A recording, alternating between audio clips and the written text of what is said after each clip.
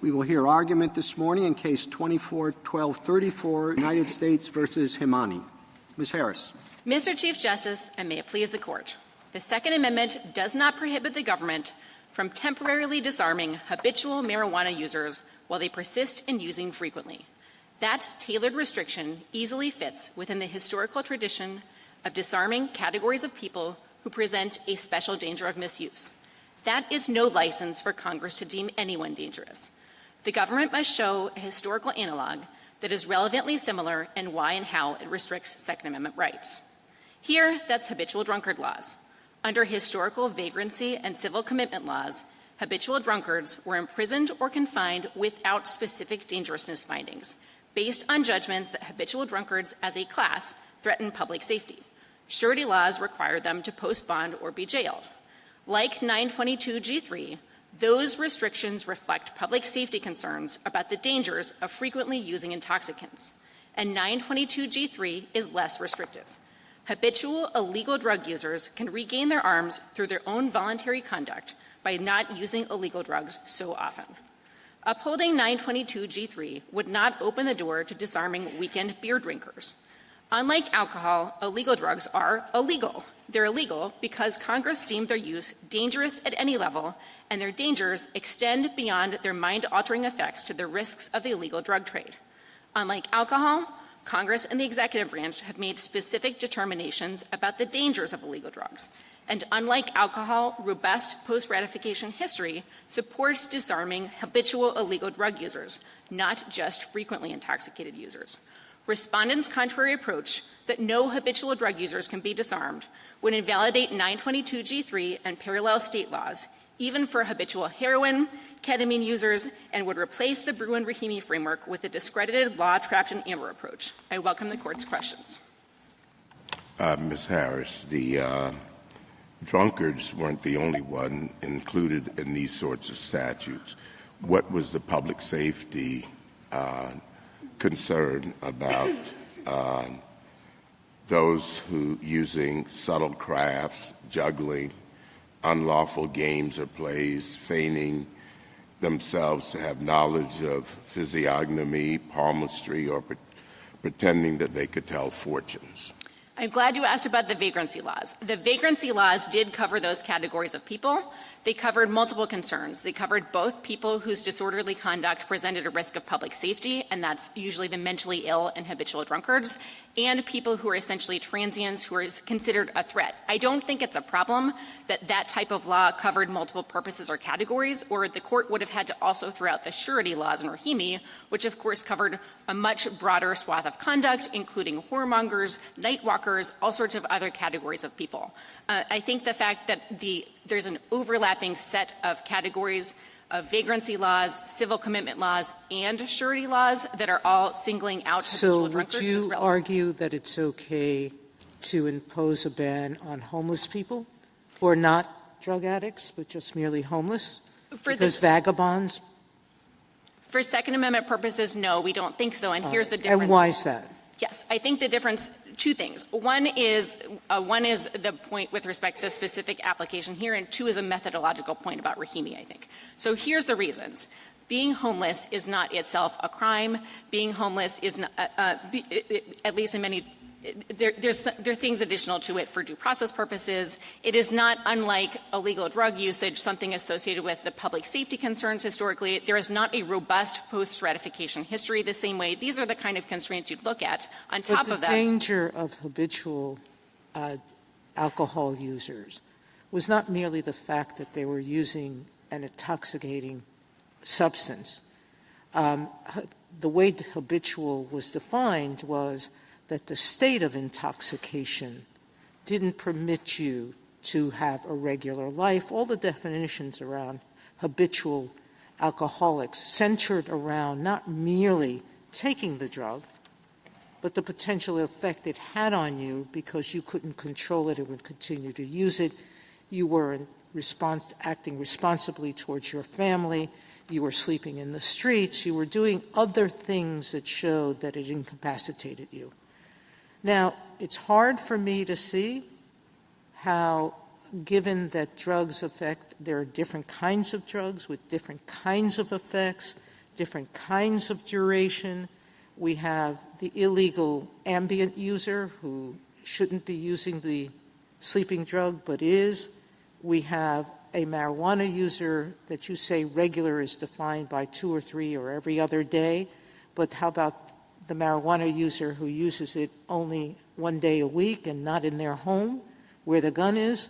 I mean, there was a definition and a situation with habitual alcoholic users that's different than this. So 2 points. One, with respect to the historical definition of habitual drunkards, and 2, with respect to why I think that 922G3 is more tailored and easier to justify than modern-day regulations.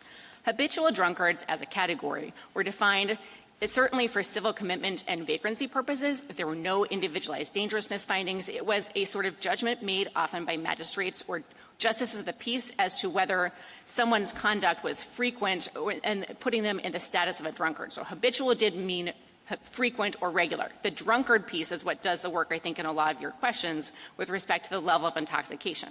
Second, why I think it's not a problem that there is translation of that level of intoxication for habitual drunkards to illegal drug users here. I think 922G3 is a lot more tailored. There's no like founding era breathalyzers to tell you exactly how intoxicating things are. For 922G3, what's happening is you have, first of all, a restriction that is tailored and temporary and less restrictive because it is tailored to how often you're using it within your control. Well, Ms. Harris, Second, on that, I'm sorry to interrupt, but I just want to, before we lose track of what Justice Sotomayor is talking about, one can ask whether the habitual drunkard statutes are sufficiently, the how and why is sufficiently analogous. One could also ask, though, more basically, whether this defendant would qualify as a habitual user. And I want to explore that before we lose track of it. Habitual drunkard, the American Temperance Society back in the day said 8 shots of whiskey a day only made you an occasional drunkard. We have to remember the founding era if you want to invoke the founding era. To be a habitual drunkard, you had to do double that, okay? John Adams took a tankard of hard cider with his breakfast every day. James Madison reportedly drank a pint of whiskey every day. Thomas Jefferson said he wasn't much of a user of alcohol. He only had 3 or 4 glasses of wine a night. Okay? Are they all habitual drunkards who would be properly disarmed for life under your theory? no, and again, I think this is something. Okay, if they're not, then what do we know about Mr. Hemani? We know he uses marijuana a few times, about every other day. That's all we have in the record, right? That's all we have, and I'm Okay, not troubled by so we don't even know the quantity of how much he uses every other day. What if he took 1 gummy bear with a medical prescription in Colorado? Well, you may not even need a medical prescription. You don't even need that anymore. But let's say he had one to help him sleep every other day. Disarm him for life? Well, no, it's not disarmed for life, and here's what's going Potentially. on. Well, Would that be enough under your theory? 1 gummy bear every other night with a medical prescription. so I think you'd have a potential Rahaf problem, but I will accept the hypothetical. So let me just deal with I think what's the answer an is unlawful yes under the government's theory. Yes, under our theory, but let me give you an explanation of 2 parts of this that are important. One, you asked about how do you tell who's an unlawful user? How is it more defined than a habitual drunkard? I think it's a lot clearer. Is it? I mean, yes. the government has not been able to define what a user is. I mean, it is said at various points that it's someone who's used any illegal drug in the past year, right? It's said, ATF now wants to say a pattern, and you argue for habitual, which of course conflates the second half of the statute, which talks about an addict, which is different than a user, and an addict is an habitual user, it's defined as. So you're kind of conflating the 2 parts of the statute there. So tell me how it's so clear. Okay, a couple of things to help you with this. One, I'm going to set aside the forfeiture issue, but I would like to return to that later, just deal with the substance. With respect to who is an unlawful user, the Court of Appeals are uniform in adopting the same view as us, which is it is a habitual user in context. But the ATF disagrees. No, they absolutely do not. They say a pattern. Let me be very clear about the distinction here. There is a distinction between what is the statutory definition of an unlawful user, and everyone has always agreed, including ATF, that that means habitual or frequent. And on the other hand, how do you prove that? What type of evidence is sufficient to show beyond a reasonable doubt, or for purposes of background checks for ATF purposes, that you in fact do that? So that is the discrepancy. Circles us back down to you would qualify as an habitual user, one gummy bear every other night. Absolutely, and here's why. The check on that sort of situation is twofold. One is you have to know that you are using an unlawful drug. So if you're using your gummy and you don't know that it has THC in it or there's something else, you could have a nice Rahafe defense. But setting that aside in terms of other guardrails, illegal drugs are different from habitual drunkards in an important way. First of all, there is robust post-ratification history that I think shows that there is a tight connection between someone who is a habitual drunkard. So if it all boils down to illegality, what do we do with the fact that marijuana is sort of illegal and sort of isn't, and that the federal government itself is conflicted on this? It doesn't enforce it quite the same way it does with respect to drug laws with respect to other drugs. So 2 points. One, it's not just illegality, but with respect to illegality, I don't think the government is of two minds. The government is considering rescheduling marijuana as Schedule III to facilitate potential medical applications, but the government is not saying that it is not illegal anymore simply because states are not following federal law.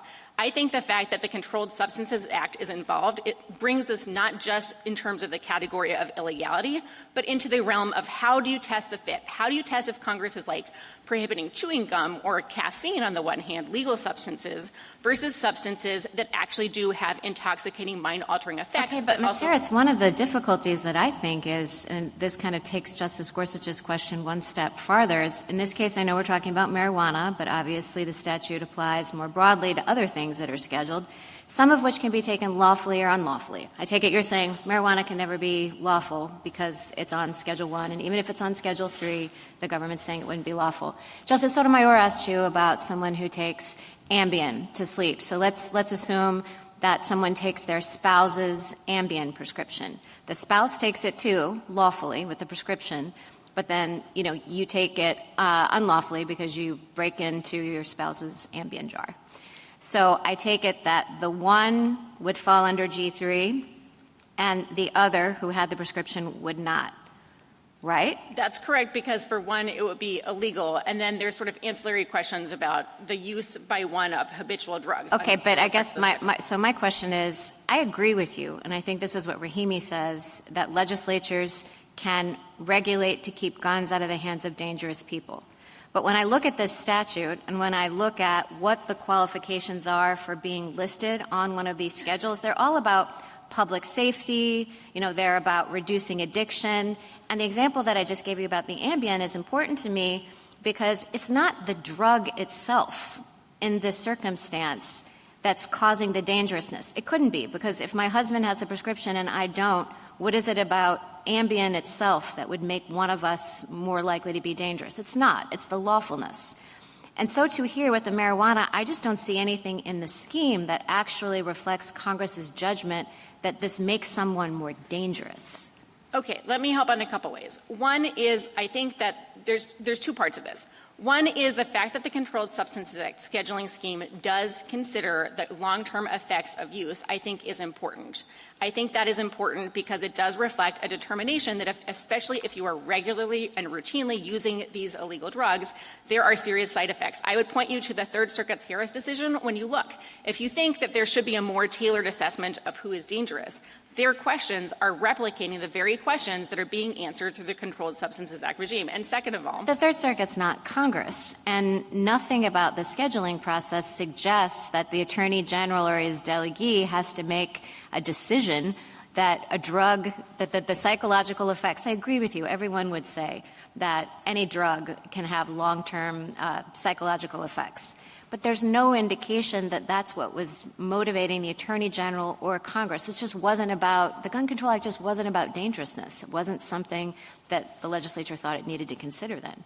Respectfully, I think these are on all fours with respect to considering dangerousness. In the Gun Control Act, the fact that it's habitual users or addicts, and I think under the theories that are being floated, you would have a real problem justifying even disarmament of addicts under G3, because I think that it's reflecting a determination that frequent and habitual use of illegal substances, not only above and beyond the determinations that are made to schedule them, but potential involvements of the illegal drug trade are a real problem.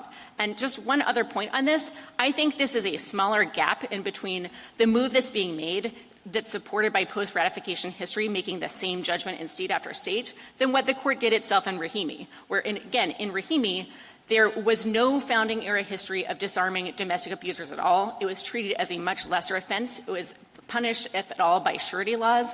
And the court relied on the going armed laws as saying that's an even sort of more different danger. The danger there is brandishing your weapon publicly to terrorize a people, versus in Rahimi, it can be sort of conduct in your home. So I think if you're looking at the fit between the danger involved and here, I think that provides it. And just one thing on, like, how would you otherwise figure out who is dangerous in this situation?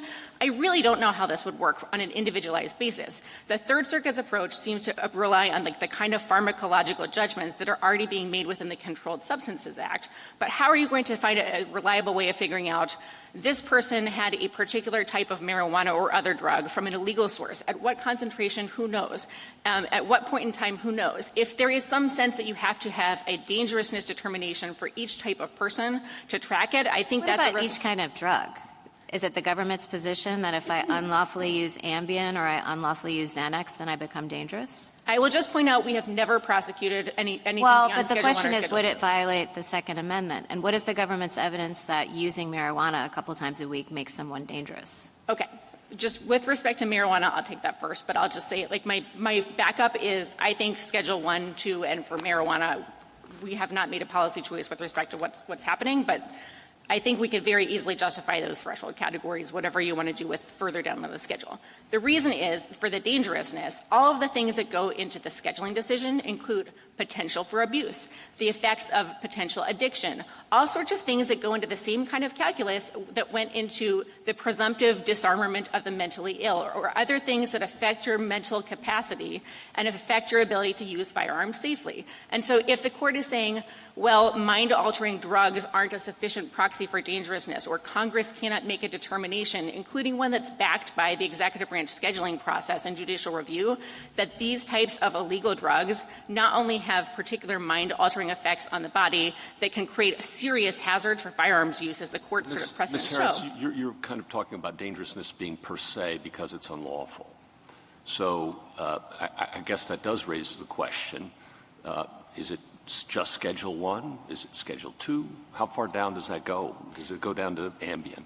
My frontline position would be we take all of it because of the determinations that go into it. But my backup is if you have a problem with that, you can look with respect to the gradations of the scheduling scheme. And if you wanted to calibrate it further. So some judgment would still have to be calibrated on dangerousness that way, in your view.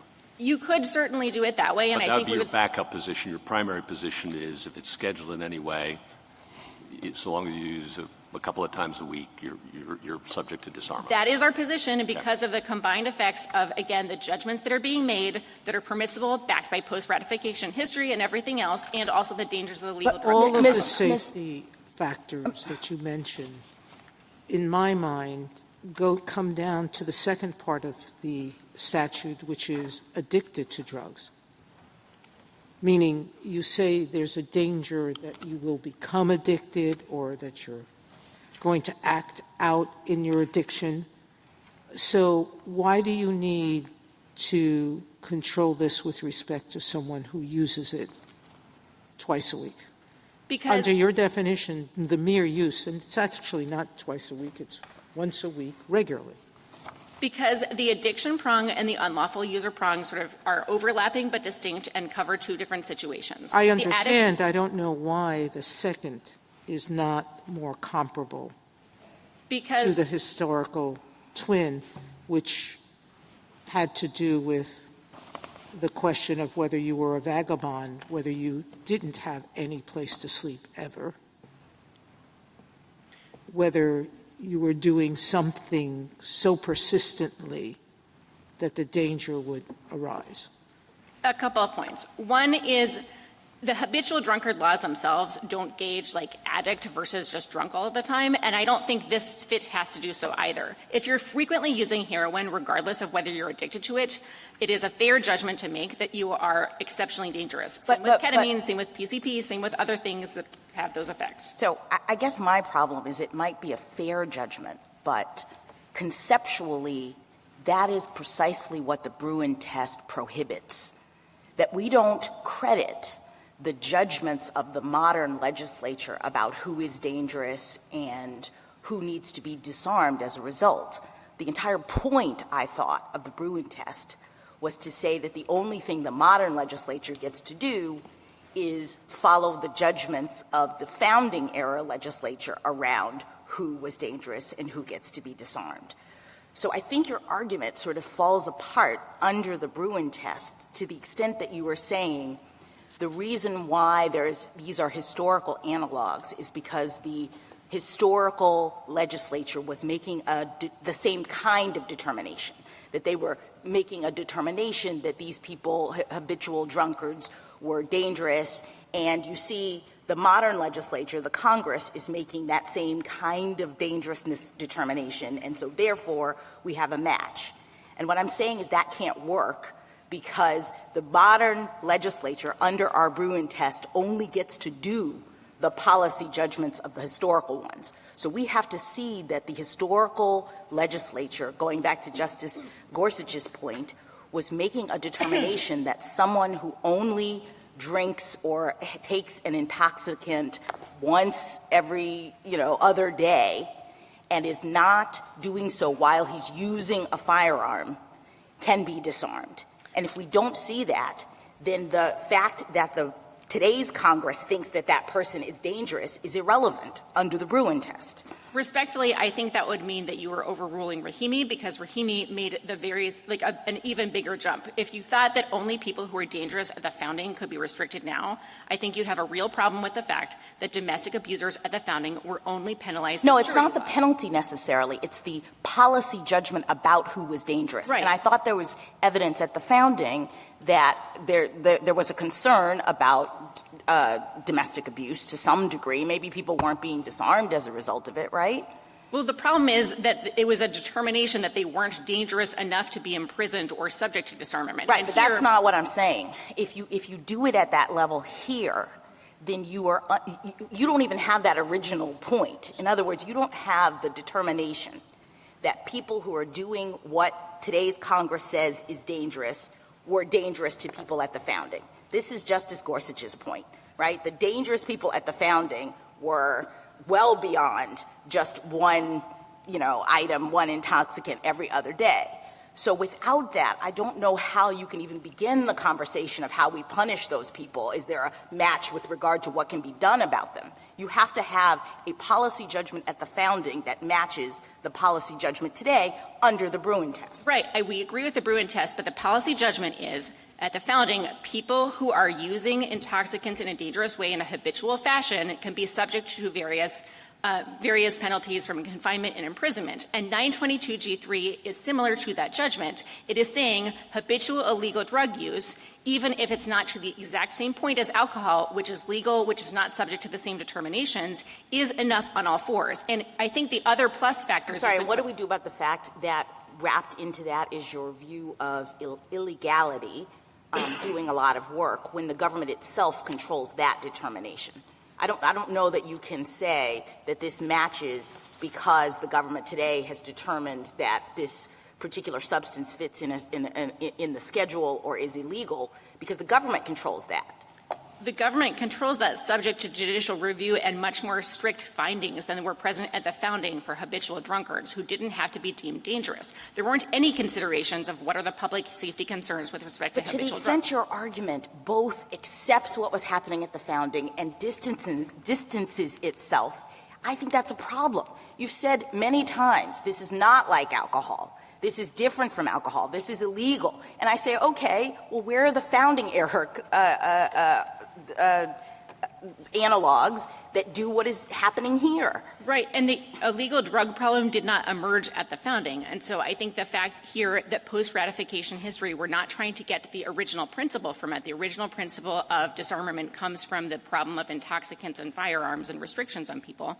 But as soon as the illegal drug problem emerged, there is an unbroken history of treating them as similar to habitual drunkards. The two laws kind of merged in terms of how they function. Habitual drunkards and illegal users of drugs, not just addicts, are subject to disarmament. And so but the original laws that were enacted, including the uniform law, really spoke to addicts. With respect, there's a lot of laws that were not just confined to addicts. I think at least a dozen of them, either courts in the federal. It seems like definition or most otherwise. were addicts, not illegal users. But well, I'll wait to my seriatim round. So. Thank you, counsel. Justice Thomas, anything further? You seem to rely quite a bit on the illegality of the marijuana.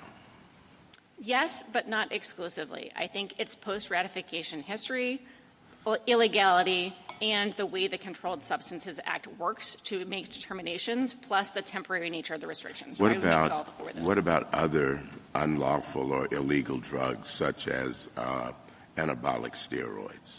Anabolic steroids, I believe, are either Schedule 3 or Schedule 4, so I would give similar answers to Justice Barrett with respect to my front line and my backup. I think the front line is there are the same kind of judgments that are being made. My backup is if there are concerns with respect to how you go sort of down the schedule, the government only cares really about prosecuting Schedule 1 and Schedule 2, and that's the tightest level of determinations. You have to find a serious danger of abuse, and any sort of alternative approach is going to throw out the heroin, the fentanyl, the ketamine, those kinds of things.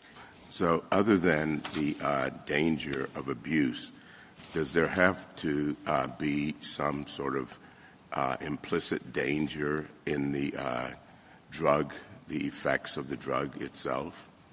That is usually part of the scheduling determination, so it includes the addictiveness, but also you can look even at the recent notice of proposed rulemaking with respect to marijuana, mentioning that DEA in this process normally comes forward with public safety evidence with respect to other risks, and so that is part of the calculus, and I think is pretty tight in it. Thank you. Justice Alito? Most of the most commonly used illegal drugs either had not been invented at the time of the adoption of the Second Amendment or the adoption of the 14th Amendment.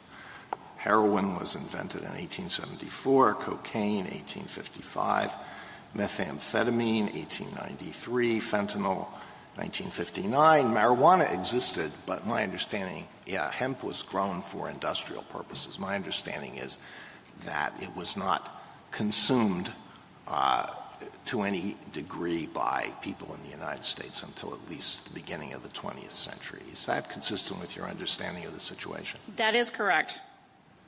So we don't know what the founders, what those who adopted the First Amendment or, the Second Amendment or the 14th Amendment thought about illegal drug use per se. Correct. There's a lot of talk about alcohol. Do you think that the regulation of alcohol is exactly the same as the regulation of illegal drugs? Doesn't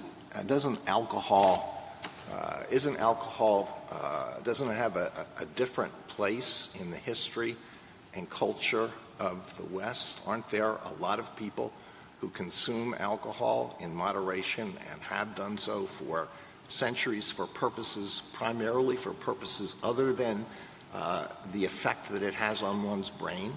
Absolutely, and I think that's why the post-ratification history is so difficult for respondent here with respect to the difference between illegal drugs and the history of alcohol use in moderation. Now, as to Justice Barrett's question about Ambien, which I think is quite important, do you think that as a practical matter it is feasible for there to be as-applied challenges to the use of every drug on the schedule?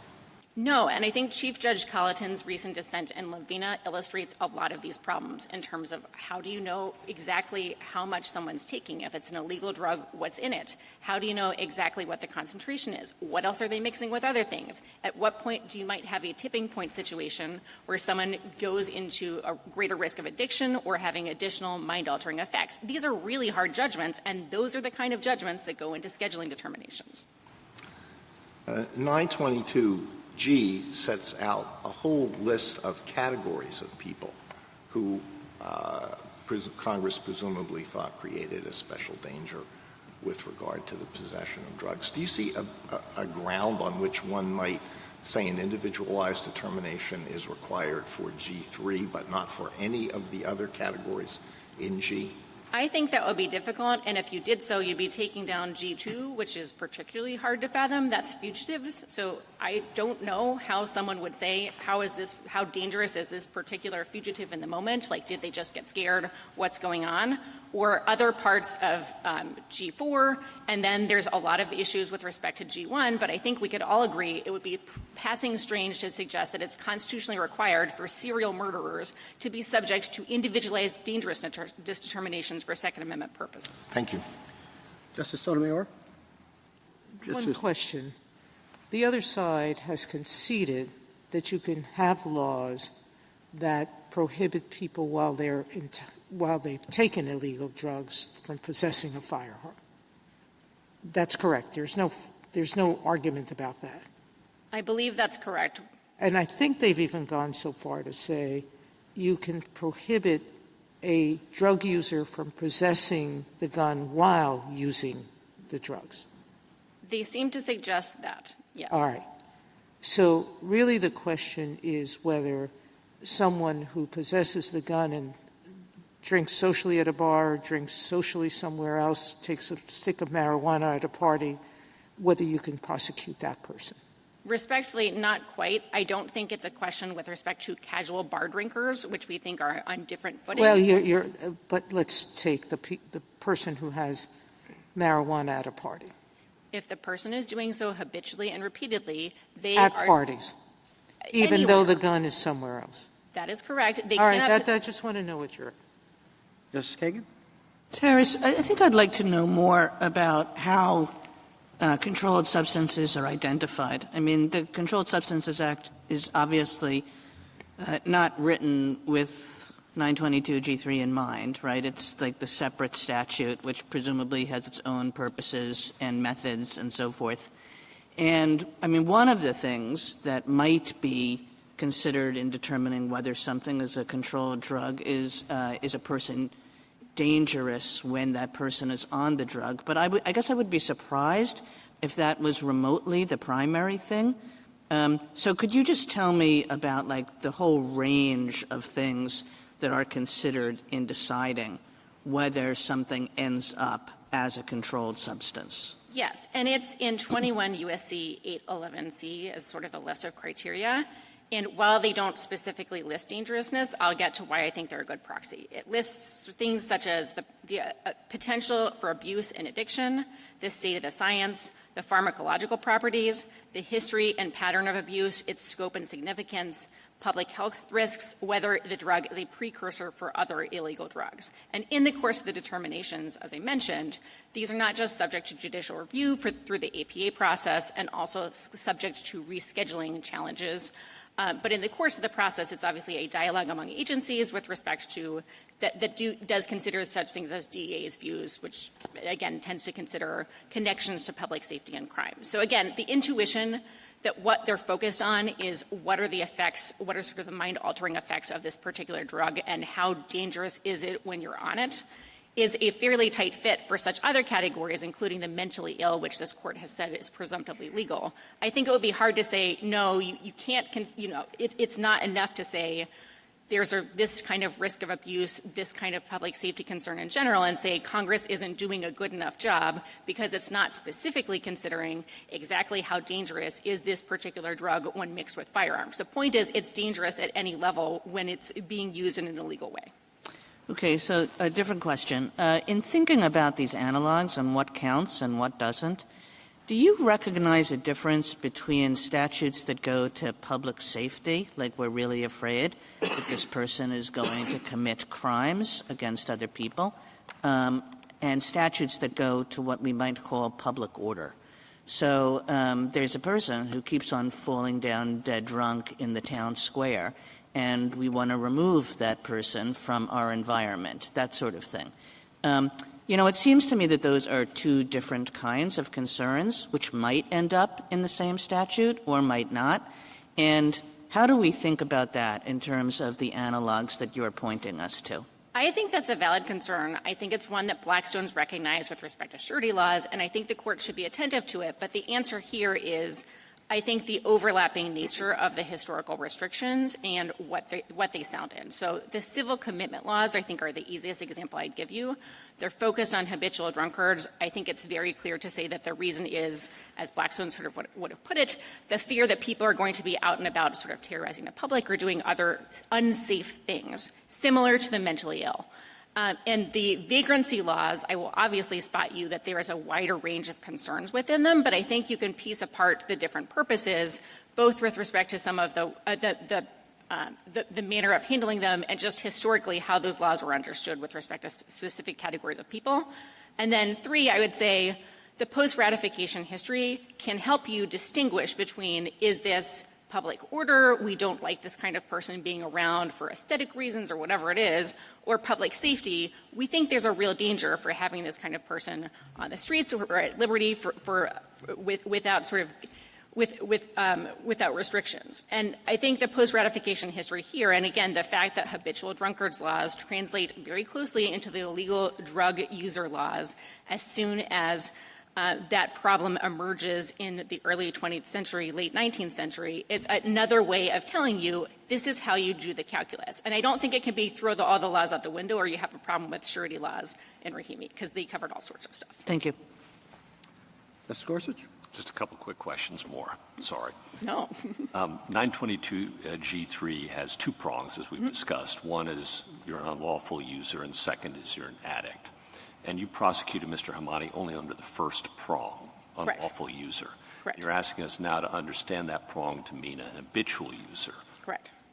What's left of the second prong? Do you render it superfluous, given that an addict is defined by the statute as an habitual user?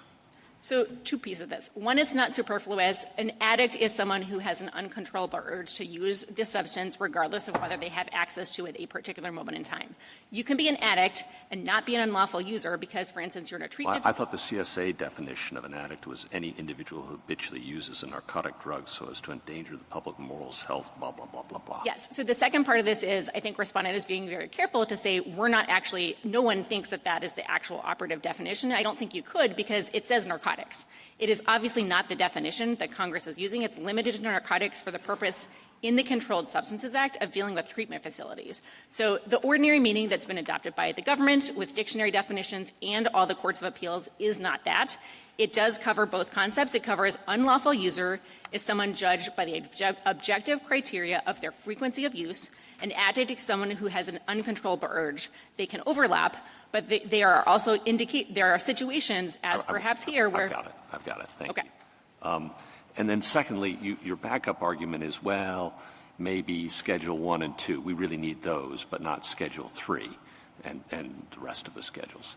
If that's the case, what do we do with this case, given that, yes, it's presently a Schedule 1 drug, but the government itself is considering rescheduling it to a Schedule 3 drug? Why bring this case? Why is this the test case? Why is this the test case? I mean, one is that, first of all, at the time when the offense was committed, marijuana is and was a Schedule 1 drug. 2 is the government has not made final decisions with respect to what to do with marijuana, but I think something that is clear from the NPRM at least, again, bracketing like what happens in ensuing stages, is that even Schedule 3 drugs, which include things like ketamine, the difference is they have some medically accepted uses, not that they're not dangerous, not that they don't present. No, I understand that's your primary argument, is they all count. That's but your backup argument is we'll stop at Schedule 2. I don't know why, but okay. But the drug that is involved in this case might wind up being a Schedule 3 drug tomorrow. Yes, I understand that, and I think what I'm saying is not so much there's like a hard and fast, like special magical Second Amendment rule that says Schedule 2 and no further. It's just if you wanted to sort of set if you wanted to rule out like Schedule 5 or Schedule 4 for Ambien, the cutoff with respect to dangerousness like does diminish, and I think the court could say you could bracket potentially as applied challenges if you wanted to do that. I'm just saying this is a fallback. That's not the government's main position, but I think when you see the way the scheduling works and the statutory criteria, I understand that. It's just an odd case to have chosen to test the principle when the government itself is potentially rescheduling it as a drug that it wouldn't think would qualify under at least its backup argument. I think we would not concede that it wouldn't qualify. I think the government has to make a decision with respect to the risk potential of marijuana and other externalities, assuming, again, this is a process that has not yet unfolded, which I can't commit to any result. Thank you. Justice Kavanaugh? In response to Justice Alito, I think you said that drugs are distinct from alcohol for Second Amendment purposes, although there's some similarities. Is that accurate? Yes, and I would say that yes, I can elaborate. Please elaborate. Okay, thank you. So drugs are similar to alcohol in the sense that there is a similar history and tradition with respect to identifying people who, by use of the intoxicants on a habitual basis, present on the how and why spectrum special danger of misuse. Drugs are different in a couple of ways that I think make this an easier case. One, we've talked about it a lot, it's illegality. The externalities and additional features of being involved in the illegal drug trade increase the risks. And there's also an additional notice requirement that makes this unlike, you're doing caffeine or sugar. You know that you are already using something that's unlawful to possess, and I think that helps clarify the boundaries of the prohibited conduct. Two is the post-ratification history is worlds apart. As the questioning with Justice Alito illustrated, there is no post-ratification history or a history of saying habitual drunkards, but also anyone who casually drinks on Fridays or sort of who drinks at parties can be disarmed. That is starkly different from the tradition with respect to illegal drug users. Now, respondent has pointed out that some of them cover addicts, but I think the clearest ones that I would give you that definitely cover unlawful drug users and hark to the time that the problem existed are states like Hawaii, Maryland, Maine, Minnesota, Missouri, Nevada, New York, Ohio, Tennessee, Utah, West Virginia. There's a bunch of them. I could go on with respect to other ones. I think those are the clearest, and that shows that there is a historical judgment that illegal drugs are different, again, for kind of the reasons we talked about for the Controlled Substances Act. There's a judgment that because of their dangerousness, because of the abuse potential, because of other effects, they're unsafe at any level, and it's really hard to figure out at what point does that come. Do you agree that there's more of the state laws, though, target addiction than simple user? I'm not sure I would concede that. I think it's a little hard to parse exactly what all of them cover. I think a lot of them do cover addiction, but a lot of them also cover unlawful users. And I'm not sure that would be dispositive when, if you're looking for a post-ratification consensus, you'd have to take the position that, like, all of these laws that are pretty long-standing for people who are mere habitual users of illegal drugs are unconstitutional. Assume, even though I think you disagree, I know you disagree, assume for a second that there is a history of drug addiction, drug addicts being disarmed, but not so much for users. Just assume that for a second. Then I go to how you define the terms in this case, and this is picking up on something Justice Gorsuch was just asking, but it seems how you define drug user merges with addict in the sense that you've added the word habitual, and then when you turn to the definition of addict in the Controlled Substances Act, it does say someone who habitually uses any narcotic drug so as to endanger the public morals. That's enough. And I don't know how a habitual user is distinct from a habitual user who endangers the public morals. Right. So if that's true, the two definitions merge. That helps you on the history, if I'm right, in the hypothetical I posed about the history being really targeted at addicts. A couple responses. One is we resist the idea that the Controlled Substances Act definition itself is ported over. The part of the Controlled Substances Act that is textually ported over is just the definition of illegal drugs. That's because the definition only covers narcotics. That would be a real problem for us in defining who is an addict versus an unlawful user. Second, with respect to how clear is the definition, I would remind the Court the case comes to the Court with the proposition universally accepted by the Court of Appeals that someone who repeatedly uses marijuana multiple times a week is in the heartland of an unlawful user. And when you're trying to tease out who is an unlawful user versus addict, I agree with you. And why are they not in the heartland of an addict? So just parse that out for me. Because it is not clear whether Mr. Hemani could voluntarily cease the conduct. Addict is defined by sort of an internal compulsion to use. An addict can include someone who isn't actively using right now, but has an uncontrollable compulsion to use whenever they get access to the substance. So is addict misdefined in the Controlled Substances Act then? It's defined correctly for the purposes of that act, but Congress did not port that definition over into 922G3 because, again, the only thing it ports over is the controlled substance. And this is not sort of an unusual view. It's what the Court of Appeals have recognized based on the dictionary definitions, that this is an overlap, it may well be overlapping categories of people, but we're giving them distinct meaning, and that this is something that constrains the government in prosecutions, and an unlawful user is judged by a high frequency of use. That's the objective test. Let me, on a different front, mens rea. How does mens rea work here given rehave? What do you have to prove that the defendant knew about habitual? Here's what you have to do. One, you have to know that you're using an illegal drug. And I think that's an important constraint just right out of the gate.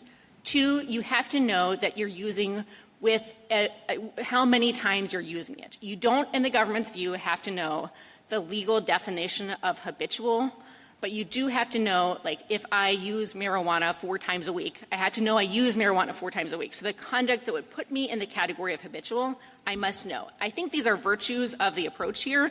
The government doesn't normally like rehave a lot, but in this particular context, I think it helps impose meaningful limits to the extent the Court is concerned with how broadly unlawful user goes above and beyond the constraints courts of appeals have identified, and this is something Chief Judge Colleton also pointed out. The knowing requirement does work here that is important. Do you think the government could prohibit a habitual drug user from owning a car? Owning a car with I think that I guess there would be various challenges with respect to takings and other types of property, and I think you would have a different, probably not, but the question for Second Amendment purposes is a different one, which is, are you someone who presents a special danger of misuse in that tradition? So for takings purposes or whatever else the constraints are in that transaction. It's a danger to have drug users, obviously, driving cars. And I don't think you would find a history and tradition of saying, I think you could say there's a tradition of confinement and other restrictions.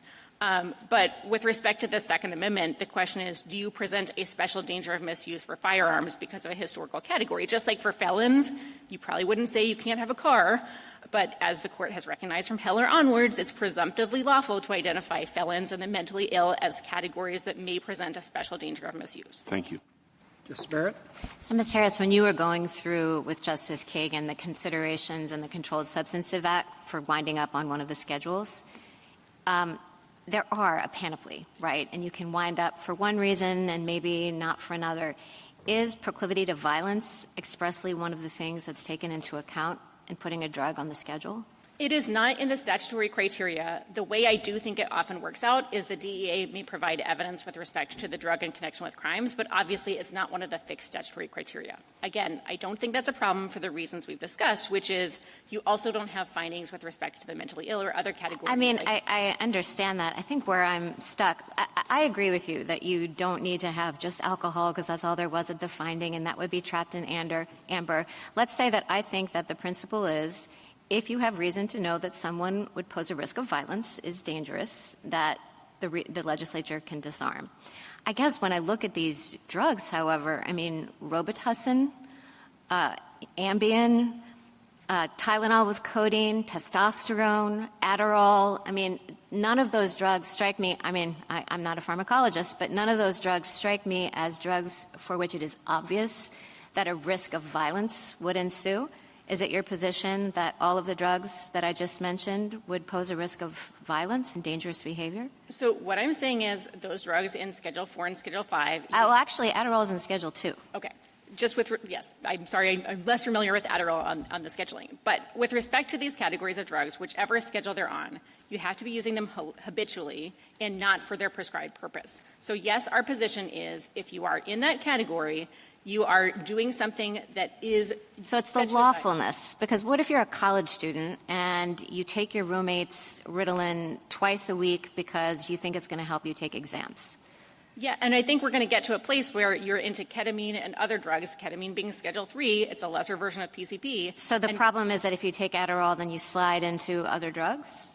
I think it is a problem of who decides what the adequate proxy for dangerousness is. And if you wanted to go on But you just said, I think it's clear when you look at the Controlled Substances Act, dangerous is not necessarily the primary reason why, or even a reason why all of these drugs land on the list. And so I guess my concern is, let's say that I think Congress could make a determination, maybe, I don't know. I mean, there was just an article in the New York Times about the dangers of marijuana, and, maybe that's true. Maybe THC concentrations are higher nowadays, and that does have bad effects on, bad mind-altering effects, and maybe it gives rise to violence. I just don't see that, my concern, and maybe you can dispel it. My concern is I just don't see that determination was made here. I guess I would point you to, again, if you wanted comfort with respect to marijuana in particular, the whole history of rescheduling, the determinations made with respect to that substance, et cetera. And I think the other thing to consider is if and where does it say that it leads to violence? There in are history. First of all, I guess I'd point to the court's cases, which many of which are cases in which there is a strong connection between marijuana use and violence. But I would just take a step back and say, if that is the key, if you have to have some determination that, say, the mentally ill or particular drugs present a risk of dangerousness as opposed to the common sense notion backed by all of this evidence, backed by these processes, that when you are frequently using these mind-altering substances, you are in the class of people who present a special danger of misuse just so long as you're habitually doing it. I think that's more of a guardrail. There's no such thing for habitual drunkards. No one was going around saying habitual drunkards are, as a class, unsafe because the justice of the peace isn't saying this particular habitual drunkard is too unsafe to do anything. Actually, I'm glad you asked that. This is my last question. This goes back to your colloquy with Justice Alito, and you were talking about how as-applied challenges would be unworkable. What about as-applied challenges? Let's put aside the possibility of as-applied challenges being required as to each individual defendant, an as-applied challenge to Mr. Hemani in particular. What about an as-applied challenge just to that particular drug? Why can't Mr. Hemani simply say, you don't have to take into account all of my personal circumstances, but, government, I would like to put you to your proof about whether marijuana has an established link to violence? Right. And I think if you look at the Third Circuit's opinion in Harris, the kind of questions that you would adduce to answer that question, unless you are not willing to accept a connection, the intuitive and historically grounded connection between intoxicating substances and the dangers they present and the idea that they are in fact dangerous and might lead to violence, I think you have a real problem with. So the person with Robitussin shouldn't be able to, who's caught with Robitussin and uses it for coughing and sleeping, 3 nights a week. That person can't make an as-applied challenge. I think the government is willing to entertain the idea, as we would with sugar or caffeine, that if there is not sort of a factual record, but I think here again you can either carve out Schedule 5 or do some other things. So you're not rejecting out of hand the possibility of as-applied challenges to the particular drugs. You're just resisting that it would apply as to marijuana. I'm resisting the idea that it could be constitutionally required for Second Amendment purposes, because I think you would be fundamentally altering the Rahimi framework in a problematic way by discounting the ways in which the modern analog of 922G3 is more tailored and only focusing on the idea that you need some exact comparator, as if you could go back in time and figure out exactly the mental effects of intoxication to figure out how violent someone is. I think that's an impossibility. Justice Jackson? So I guess maybe I just don't understand how the tests work anymore. Maybe it's post-Rahimi, I'm not sure, but it seems like you're asking us to trust Congress's legislative judgment here that unlawful drug users pose a heightened risk of misuse, but that this test really doesn't provide us a way to check that in any meaningful sense. And I guess the benefit of the pre-Bruin kind of means in scrutiny is that you've got to the bottom of whether what Congress was actually doing here was legitimate and whether the means that they had chosen, the disarmament of this person, was tailored, sufficiently tailored to that aim. And what's worrying me is that the current Bruin test, modified by Rahimi or whatnot, is not allowing us to assess that. And that's really the problem in this situation, that the concerns, the questions that you're being asked seem to all relate to people's concern that even if we all agree that Congress can legislate to disarm people who are dangerous as a general matter, that this person in this circumstance really is not dangerous. And your test doesn't seem to get to allow us, the way you're talking about it, to assess that. Can you help me with how the means in scrutiny analysis is being folded into Bruin? Sure. I don't think the means-ends analysis is or should be folded into Bruin. But then how do we keep it from having this very situation where it just boils down to us believing what the modern Congress says about whether or not someone is dangerous? We would also reject the trust us position. Okay. Here's the guardrails. Again, I think I would start with post-ratification history because history is the touchstone of the Bruin inquiry, and the Court has repeatedly recognized that when you have a principle from the founding with respect to how to classify which kinds of people present a special danger of misuse, it's not a law trapped in amber situation. You don't have to accept the founding generation's judgments as to exactly who is or is not dangerous. Right, but your principle is just the Congress, the founding era identified certain people as dangerous. Your principle has to be specific enough to allow us to adequately or accurately match it.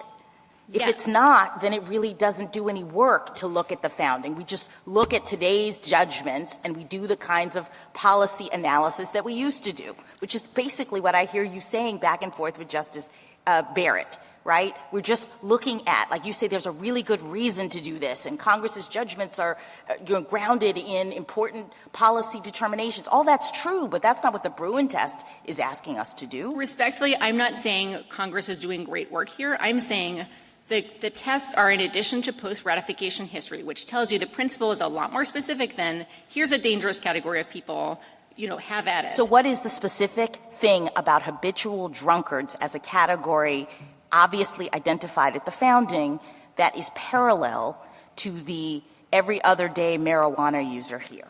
It is that when you habitually use intoxicating substances, you can present special dangers that warrant confinement or imprisonment or other restraints that are greater than what 922G3 is doing. But you're just defining habitual user differently in those two situations. I mean, you've just defined away the problem. Yes, fine, when you habitually use. But the founding people said when you habitually use, you're falling down drunk in the street. It's like, whatever Justice Gorsuch identified at the beginning, that's what it means to be a habitual user back then. And therefore, it presents a category of dangerousness.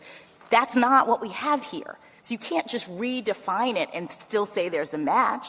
So two problems with that. One is, again, I think if you think that there's not close enough fit between the principle I identified and the judgment of post-ratification history of many states that for a long time have treated unlawful illegal drug users as of a piece, then you have a real problem with Rahimi itself. Because that may be it. I mean, I guess I'm concerned that Bruin and Rahimi are going to be allowing for arbitrary identifications of analogs and producing inconsistent results. You were here in January with respect to the Wolford case when you argued that historical anti-poaching laws were different enough from what Hawaii was doing that it's unconstitutional.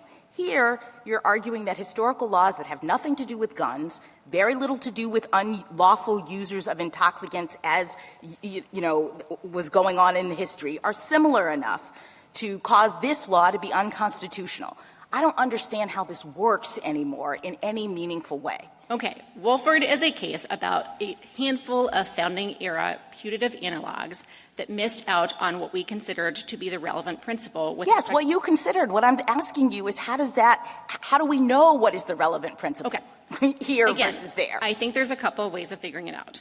One is with respect to how it's liquidated in post-ratification history. I think that is a far superior approach than what Justice Gorsuch aptly described in his Rahimi concurrence as a sort of free-for-all in which courts of appeals were imposing or having free will to impose their own policy preferences. So I think that is an important check.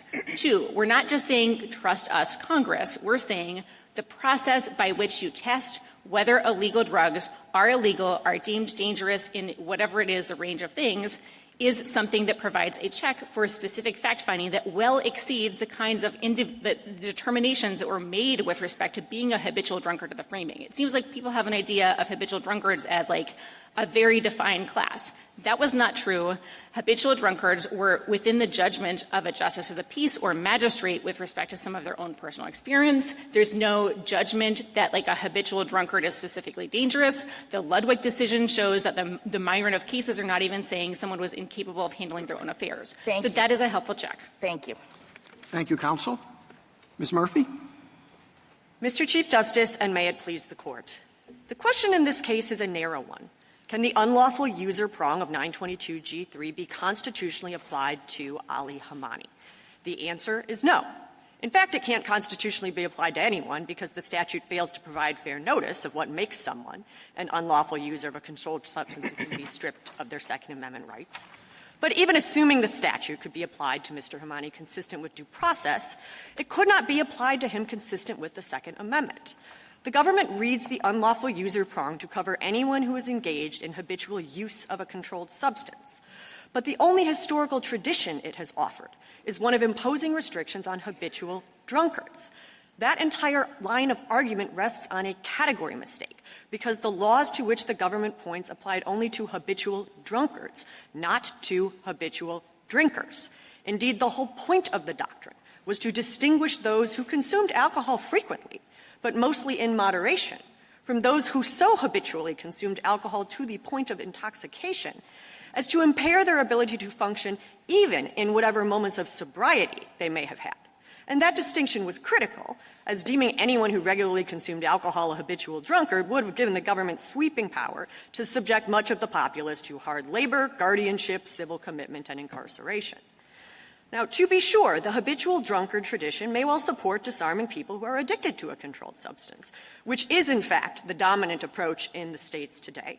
And perhaps it could justify a categorical approach as to certain substances if the government is able to actually prove that a particular substance is, in fact, so addictive and dangerous as to make anyone who regularly consumes it akin to a habitual drunkard of yore.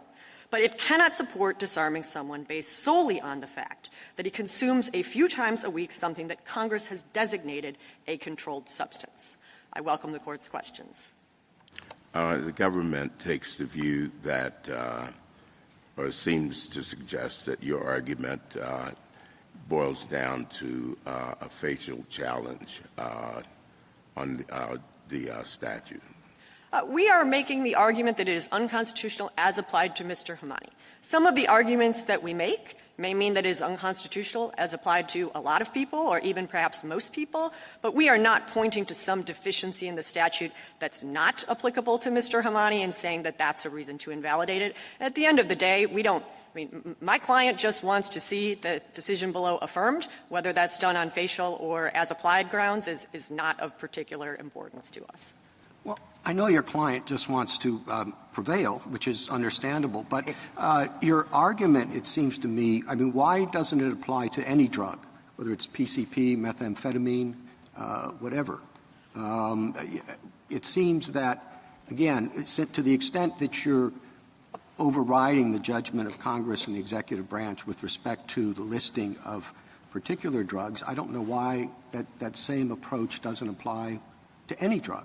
So we think the same principle should govern with respect to any drug, but that doesn't mean that the statute is unconstitutional as to every drug. If you take the principle underlying his habitual drunkards. The concept that the statutes back then required is somebody drinking to such excess that they can't care for themselves or their affairs, that they've lost self-control, that they're posing a public safety risk. If you apply that, there are going to be some substances where it may be that pretty much anybody who uses them regularly. So we're going to assess those on a case-by-case basis and apparently on an individual-by-individual basis? Actually, we are happy for the government to have two options. It can do it on an individualized basis, which is exactly what the statute contemplates as to addicted to. I mean, you have to engage in an analysis of someone's actual use to figure out whether they're addicted to a controlled substance. But if the government wants to try to say a particular substance is so categorically, addictive, dangerous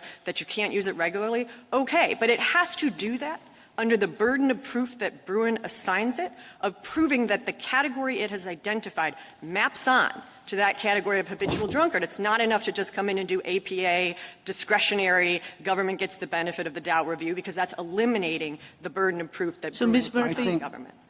Well, I was just going to say, I don't understand the determination in every case. But also for other examples, the New Year's Eve example, you can't shoot a gun in New Year's Eve and all that. It does indicate there's some categories of use that were prohibited at the founding, whether it's habitual drunkards and in terms of the illegal use based on particular individuals, or categories or geographic limitations. Like today, we don't allow people to bring guns in the courthouses, even if they can say, look, I've never used it unsafely, or similar types of restrictions.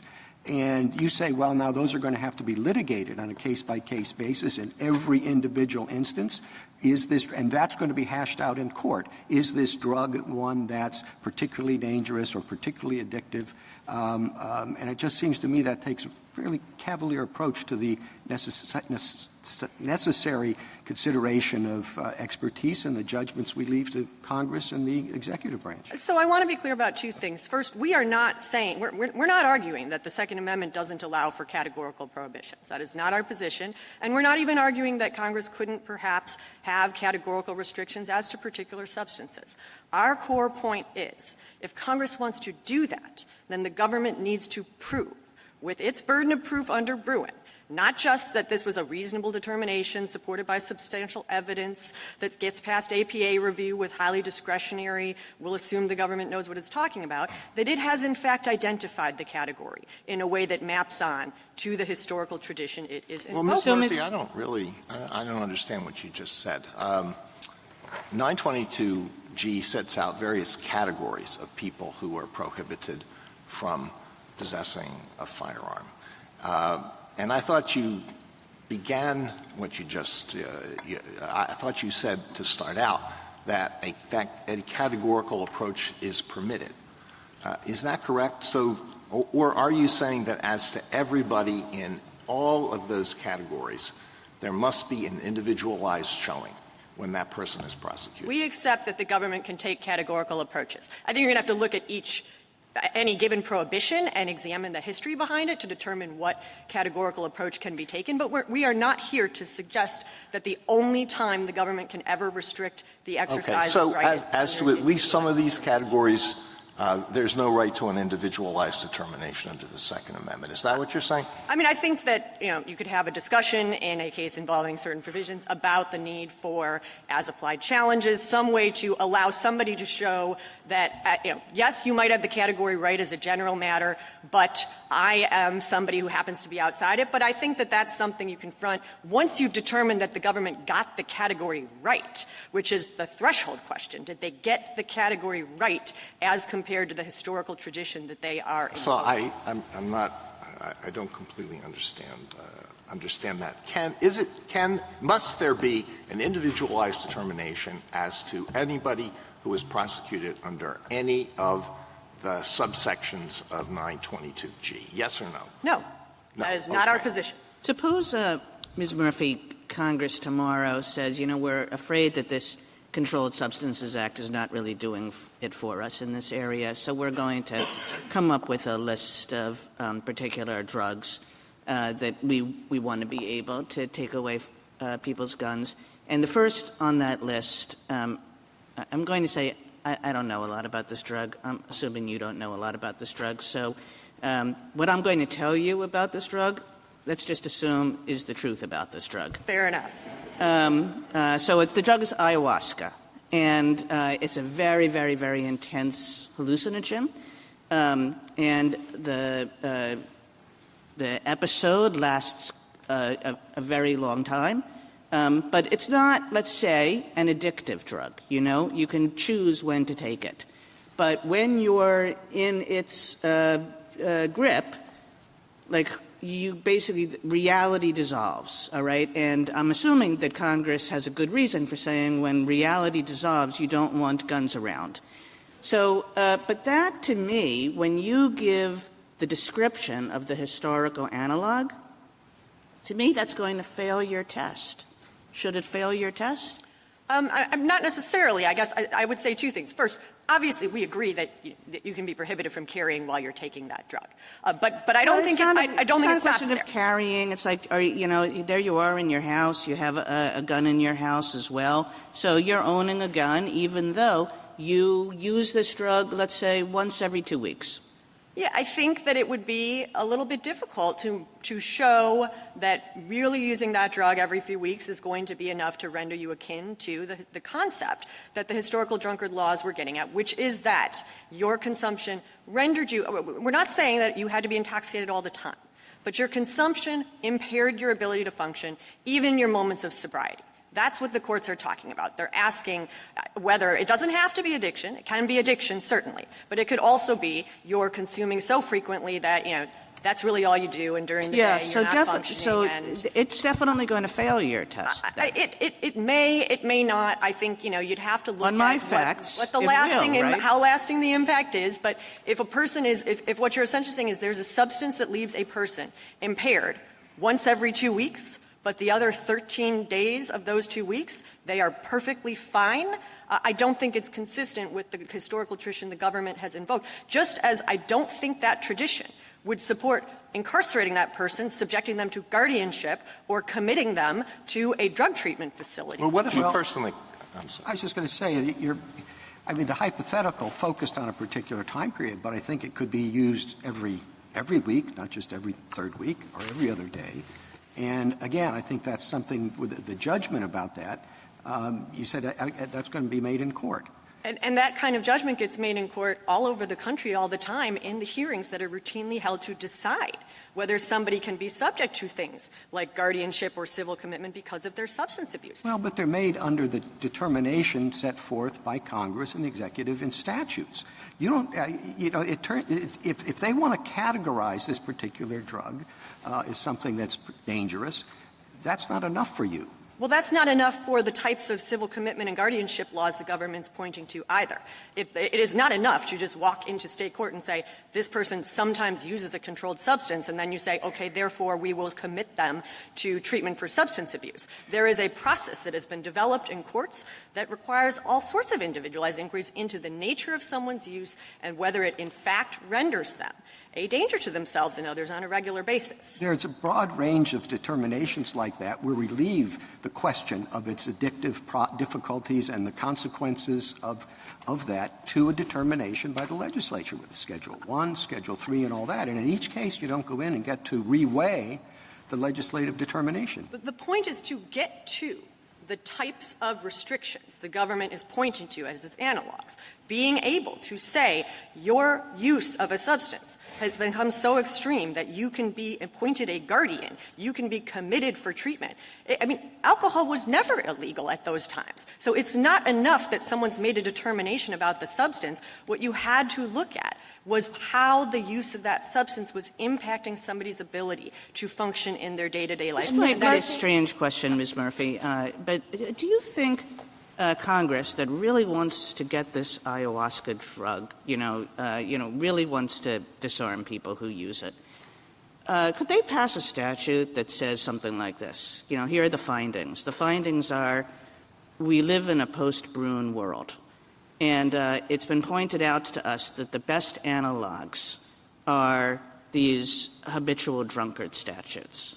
And so Congress says, so we think, we've looked at all these statutes and we've looked at the modern-day evidence, and ayahuasca fits our idea of what the habitual drunkard statutes were getting at. Now, as we just talked about, it doesn't fit your idea. In other words, I'm just going to stipulate that it doesn't meet your test. Could Congress say, it meets our test, thanks, and that's good enough? I think at that point you've sort of abandoned the Bruin inquiry of saying it has to actually map onto historical tradition, and you're in the world of simply saying Congress can make its own reasonable determinations about who is and is not dangerous. Now, I appreciate there's some on this Court who may think that's the better approach, but I do think once that's all you're asking, you are no longer assessing the question vis-a-vis a historical. I've signed on to that. Understood. Understood. However, but I do want to follow up on something that Justice Kagan asked. I think the government gave this away when it said that there was no determination by the legislature on the dangerousness of the drug with guns in terms of listing it on the schedules. So doesn't that give away the whole game for that? I think it goes to show why this Court would have to do, or a court would have to do its own inquiry. Because the bare fact— But why bother? Meaning, if Congress — we can only uphold the law if there is something to defer to. Correct. But if no one has actually done the analysis whatsoever.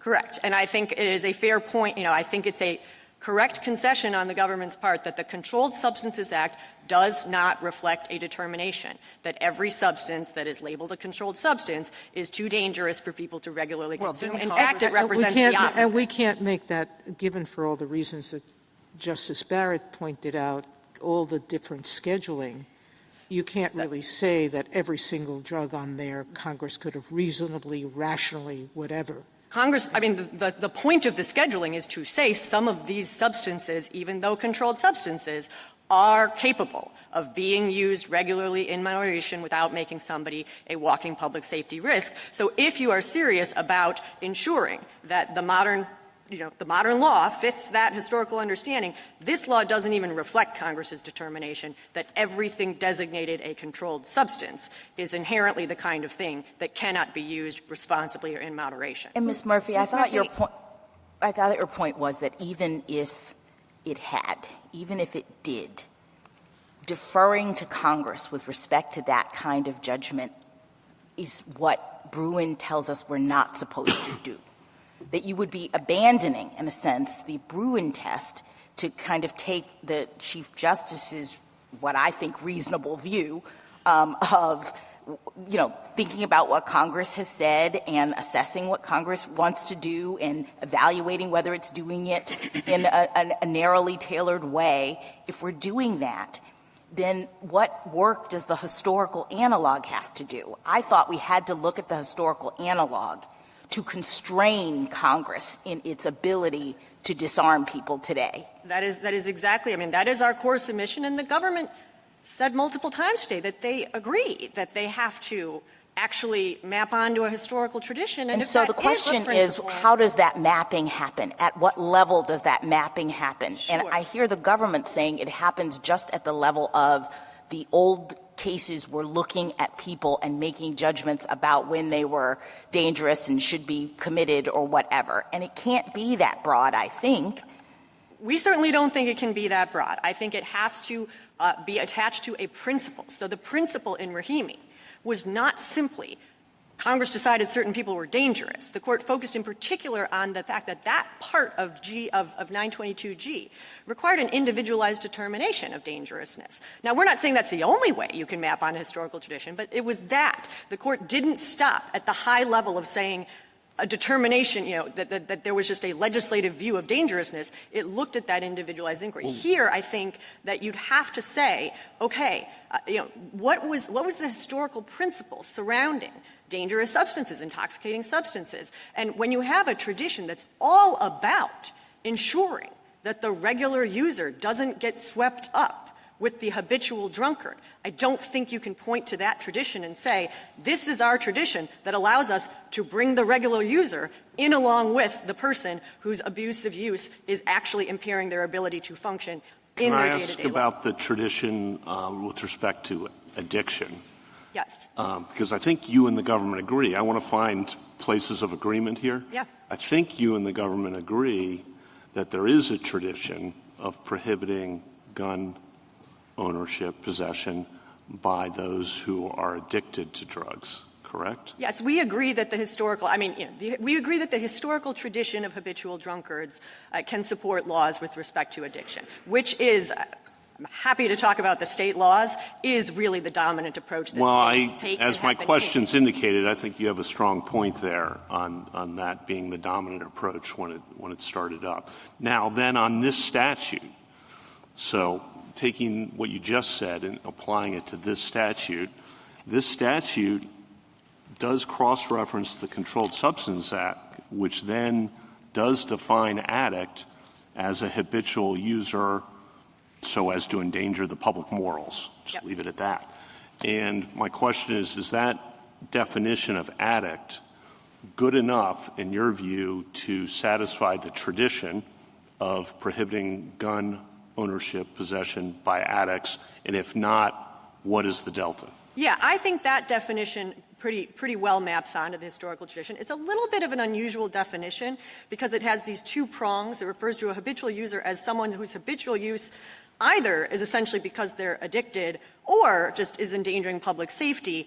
But I actually think, while that may be a bit of an odd way to think. It says endangering the public morals. It does say, I think look, if we were here in an addicted to case, right, there's some discussion to have about whether some of that language is a little bit broad and a little bit problematic for maybe just a little, but I think what the definition is getting at is if your use is so excessive, either because you're addicted or if it's a product of choice. Either way, if your addiction is rendering you a threat to yourself and other, your habitual use is rendering you a threat to yourself.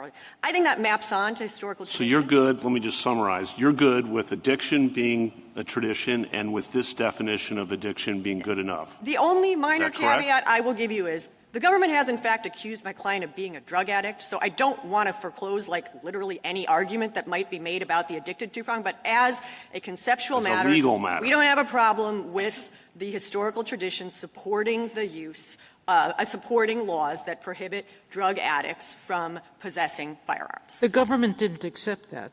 They said that definition doesn't control. I think in fact, what I they said it had to be more focused. I think if I understood the government, I think they're focused on the fact that the definition specifically refers to narcotic drugs, which is a narrower category than controlled substances. We aren't suggesting that the definition has to be read literally in hoc verba into the 922G3. I think you could say that the standard that the definition of addict is setting out for addiction can apply as a controlled substance. And this is actually the way, when the government does prosecute under addicted to, several courts use this as the jury instruction to give content to what the concept is. We interrupted Justice Barrett, and I want to make sure you get back to her. Justice Kavanaugh, you can finish. Go ahead. I was just going to give you a variation of Justice Kagan's hypothetical. I have never heard of the drug that she was. Is that real? Okay.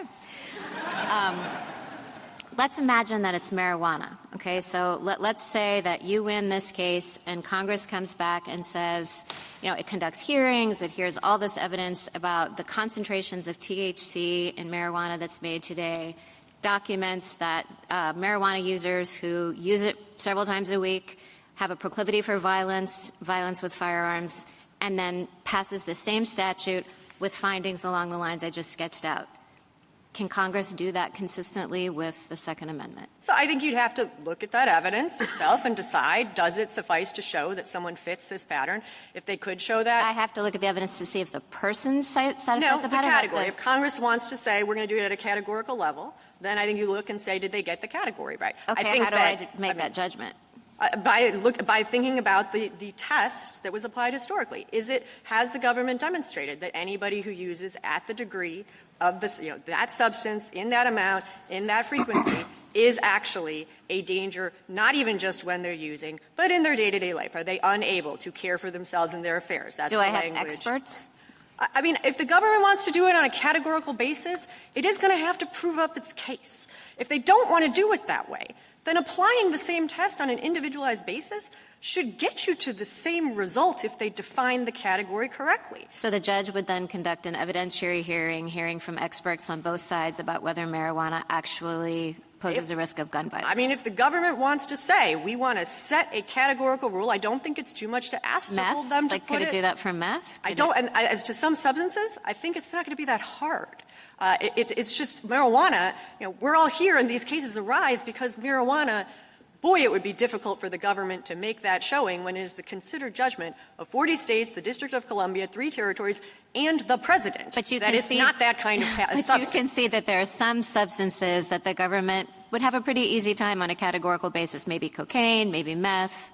Absolutely. We are not here to suggest that you couldn't ever have a categorical approach as to a particular substance. It's just that if the government wants to do that, I think it has to do it under Bruin. So it could have a not categorical just, approach with respect to Justice Kagan's drug. They can come make their case, and then you decide, I think the right test to apply is, did they define the category close enough to the habitual drunkard concept? Maybe, maybe the level of generality is enough to capture your drug. But it's not going to be enough to capture something that is the type of thing that people regularly all throughout the country lawfully use a few days a week, and most states and the president have made the judgment that that is not so categorically addictive or dangerous that nobody can use it safely. The trial you're contemplating after Congress has gone through whatever it's gone through in establishing the record and making the determination, and then it's going to be relitigated in the trial. The fact that your client wins in one trial there doesn't mean there's not going to be another trial in another district, and the case will develop until, I suppose, there's a conflict among the circuits, and then we would have to evaluate the scientific record. I mean, for one, the government does have to do this anyway as to its scheduling determinations, which can be challenged through APA review. The only difference is they want a lesser burden of proof, which they get in the APA context than they would get under Bruin. They have to defend them in exactly this way. They don't just get to say, trust us, we got it right. Now, if the government's getting it right, I just don't think this is going to be that hard as to the substances that it's pretty clear can't be used on a regular basis by anybody safely. And that's why you're not seeing these cases come up to you, and you're not seeing the lower courts struggle as much when it's somebody who's admitting that they take heroin every day. Nobody's getting as concerned about the scope of the statute as applied to certain substances, but applying the test ensures that the government doesn't make category mistakes in the way that the president himself seems to think the government currently has done as to marijuana. Do you think the statute, when with the word habitual added, you make a big deal about that in your brief, really does then reduce to addiction? So it certainly the addiction prong would be irrelevant at that point, because you have to be a habitual user to fall within the definition of addiction. And it would be particularly odd because that's not enough to make you addicted to. You need to be habitually using so as to either endanger the public health and safety, et cetera, or to have lost the power of self-control. So it's really, the addicted to prong is designed to kind of be narrower, yet all of a sudden you'd have this unlawful user prong that's so broad that it renders that prong irrelevant. I don't think that that's really an available interpretation, a kind of a coherent interpretation of this statute when Congress set out two different concepts that it was trying to get at. Murphy, I wonder, do we need to get into much of this about how the government could proceed or with categorical versus individual, or how it applies to addicts? He wasn't charged under that part of 922G3. And all we know, the only thing we know in the record is he uses some marijuana. We don't know how much or in what potency, a few times a week. And why isn't it just enough to say, whatever else may be true, that is not an habitual drunkard? We would be happy for the court to resolve the case on that narrow ground. I'm trying to be very responsive. I appreciate the court wants to think about this statute as a whole, but you really don't need to answer any of the questions about the addicted to prong today. And really, even as to the unlawful user prong, all you have to say is, either whether the government's thinking about this individually or categorically, they just can't get there simply by saying somebody uses some unknown quantity of marijuana, some unknown time of day, a few times a week. We are very happy to prevail on that narrow ground. Which sounds to me very much like it is sounding in traditional understandings of this category being overbroad. That to the extent that we are concerned about the perceived mismatch between historical drunkards and regular users, it really is just that Congress's purpose here, which is to prevent dangerous people from having guns, is not, you say, furthered by including this kind of person in that statute. That's so right. It's and just that's, an overbroadness kind of. And you know, thing. I think under Bruin, the right way to say it is it's overbroad as to the historical category. Right. But I think you could kind of get to the same place by saying even if you were doing means and scrutiny, it's overbroad. Right. It's just overbroad in the sense that this particular, at least as to what you've got before you in this case, is overbroad even under a traditional conception of giving the government a little bit more room for deference on its determinations. That doesn't mean the government might not have a much stronger case with somebody who regularly uses a different substance. If you apply the same principle across the board, the government's going to win when it got those categorizations correct. So you think the government could say someone's an unlawful user but not an addict as to particular kinds of drugs, and that would be sufficiently connected to a historical tradition that it would satisfy the Second Amendment? That's what you're saying. I think the one way to understand this statute, which isn't the easiest statute in the world to completely understand, but would be that the addicted to prong is focused on people who use so excessively and routinely as to fit the habitual drunkard category, is focused on people who do that out of physical or psychological compunction, and the unlawful user can reach the people who do the same thing out of choice. And so either way, you have the same ultimate principle, but you could read this statute as saying one is about addiction in the most traditional conception of addiction, and the other is about abusive use, even if it's just that somebody chooses to spend much of their life in a drunken stupor or intoxicated, high on drugs. Thank you, counsel. Justice Thomas? Justice Alito? You say that there is not a problem with, at least I understand what you're saying, there is not a problem with prohibiting everybody who is addicted to a controlled substance from possessing a gun. Is that correct? We do not have a problem with that. And that applies to everything, every controlled substance. So that would. I think the concept of addiction, the determination that's made to show that someone is addicted to something, is, I understand, the kind of determination that's going to show that somebody is engaged in the kind of use that renders them a risk all the time. So I just want to be very clear about, we're not conceding at like some generic level. It's because the concept Seriously, you think that being addicted to every single drug in the schedule renders that person a danger? You would be willing. You don't think arguments can be made that being addicted to, I don't know, the illegal use of Ambien? I'm not sure Somebody's you'd charged be able. with that person couldn't come in and say, "Whoa, that doesn't make me dangerous. Sure, I'm doing this while I'm sleeping." And this is where we might have a marginal disconnect about, when I think of what would be necessary to prove that someone's addicted to something, it's going to incorporate something like the definition of the Controlled Substances Act that's asking about whether you are a threat to yourself or others. And maybe there's some substances you just can't make a showing that somebody's addicted in that sense. But if you accept can an addict as to every substance in the list insist on an individualized determination or not? The statute requires that. I mean, you so can't there has figure to be an individualized determination. So the mere fact that someone is addicted to something that is a controlled substance is not enough for Second Amendment purposes. I don't know how you determine that someone's addicted to a controlled substance without engaging in an individualized inquiry into their use. Once you've determined that someone's an addict, you've determined that they fit not into as to what not as to their use or even their reason for the use, but whether their situation renders them dangerous. I mean, that is what the definition of addict in the Controlled Substances Act contemplates, that you have to assess somebody's use by reference to the impact it is having in their life. So I don't think it works under the statute to say someone's an addict without having engaged in an individualized inquiry into the nature of their use. And that's what's required all across the country if you want to adjudicate somebody a drug addict who can be subject to confinement or guardianship. You have to actually individually assess their use of the drug and the impact it has on their life. I'm sorry. You finished? No, go ahead. Yeah. If an individualized determination is required under G3, is it an individualized determination as to that particular individual, or is it as to the drug across the board? So I think the individualized inquiry is to whether you are addicted to a controlled substance. Well, no, I'm not talking about addiction now. Just use. Whether someone is prosecuted for being a user of drugs. Sure. And you say you can't do that. You have to have an individualized determination as to something. And what is this thing?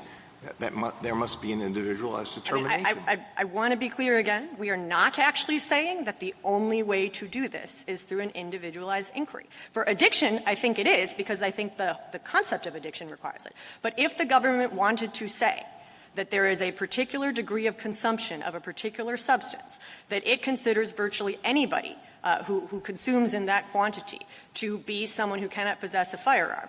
We are not asking you to rule out the possibility that the government could make the showing that that category is categorically analogous to the concepts that the habitual drunkard laws reflected. We are not saying the only way they can do it is by coming in and making a case-by-case determination. They can proceed either way. It's just that if they want, whichever way they want to do it, they have to meet their burden under Bruin of proving that they did, in fact, make the right determination. They put either the person or the substance use into the correct category. I struggle to figure out how these individualized determinations can be made in the context of a criminal prosecution. The way in which criminal prosecutions are conducted makes this extremely difficult. Now, the Third Circuit issued a very thoughtful opinion about what they thought is required in an individualized determination. And what they said was that the test is whether disarming a drug user is needed to address a risk that he would pose a physical danger to others. Is that the test that you would apply? That's not necessarily the test. We would ask you to apply a test more akin to the historical one. But what is it? What is your test? Sure, the test is whether somebody's use is rendering them unable to function in their day-to-day life all the time, whether it's because they're always intoxicated or because their use is such that it's impairing their ability to function in their day-to-day life. That is what the civil commitment laws asked. They said, is someone a drunkard incapable of taking care of himself or his property? Or you had to prove that a person, by excessive drinking, is unable to attend to business or has lost self-control. You had to prove these things. I'm just puzzled by most of your argument. Suppose somebody — I just don't understand what you're arguing for. Suppose someone regularly takes a drug, and during the period when that person is taking the drug, that person is super dangerous. The Second Amendment would not permit Congress to say, that's too risky.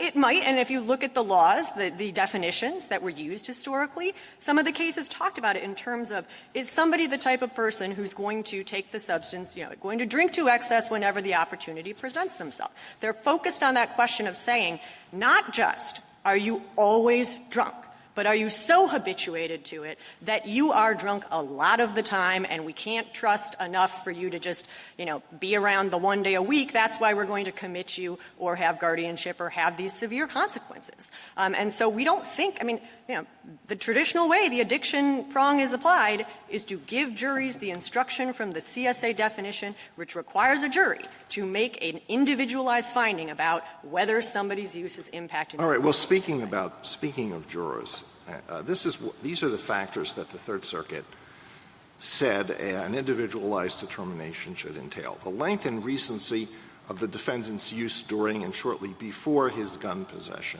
the drug's half-life, whether use of the drug affects a person's judgment, decision-making, attention, inhibition, or impulse control, whether the drug may induce psychosis, the drug's interference with a user's perception of his own impairment, the long-term physical and mental effects of the use of that drug. Are those, in a criminal case, would those be submitted to the jury? We are not suggesting that juries would need to be instructed to consider all of those things, but I certainly think the government would say that's the type of evidence we should be able to present when we want to show that a drug was correctly categorized So experts would testify on all of these matters, and the jury would decide whether the person met the test for being a dangerous I don't think person? the government's going to need to do that when it comes to a lot of cases and a lot of substances. Well, maybe not always, but if that's at issue, is that what's going to be required? Again, I mean, the government can't even put a substance on one of these schedules without having to withstand if somebody wants to bring a challenge to that. They're going to have to prove it up. We're talking about criminal prosecutions and what needs to be shown in a criminal prosecution.